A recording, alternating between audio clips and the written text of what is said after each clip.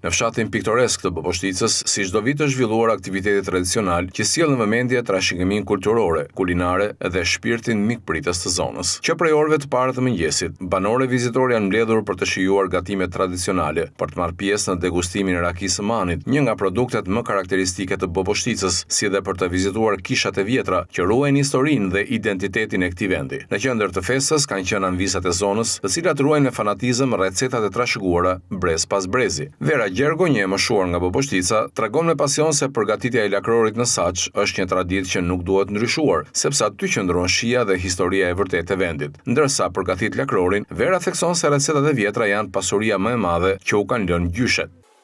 Marrim mielli, ujë, kripë edhe pak vaj.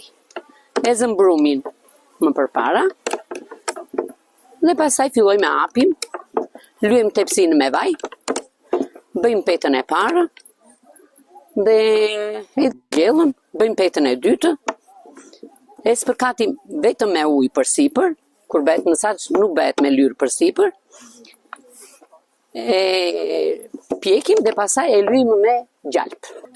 Është, po them, gjë e parë që kërkojnë lakror me saç ose petulla të fshira. Është e zonës, është produkt i zonës. Lakroni e mësuar që 10 vjeç, mamat. Jo zere kështu, jo edhe me kaq, po kaq ujë. Edhe u mësuam edhe na. E bërtës, unë jam 80 vjet. Sa vit kam, më shumë se 6 vjet.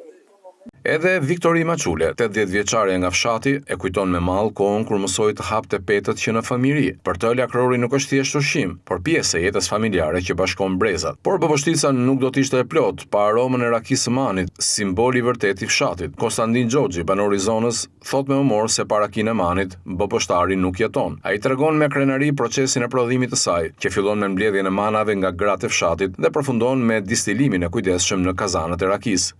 Tradita boboshtarët para Gipemani nuk jetojnë. E përdorin shumë për pije, për dasma, për tregti. Në Boboshticë para Gipemani nuk e quhen dot vetëm boboshtar. Është jo bio, po super bio. Dhe si shikon edhe këto manat që janë këtu as krastiten, as spërkaten me asnjë lloj medikamenti. Dhe janë se i themine i ka krijuar Zoti këtu në Boboshticë, i ka mbjellë. Dhe pse i kanë mbjellë këtu? Se ka gjetur dhe njerëzit e mirë pa i ka mbjellë këtu. E përgjithshme është gratë i mbledhin manat kur bie në tokë. Dhe janë kazan dhe rakisë dhe lëmë 3-4 ditë fermentohet. Dhe ka shumë ëmbëlsirë dhe ka shumë aciditet dhe bën fermentin shumë shpejt.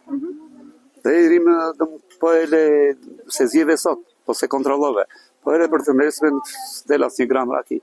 Do shumë kujdes. Raki e manit është tregtuar që ne veç tregtojmë dhe pimë, po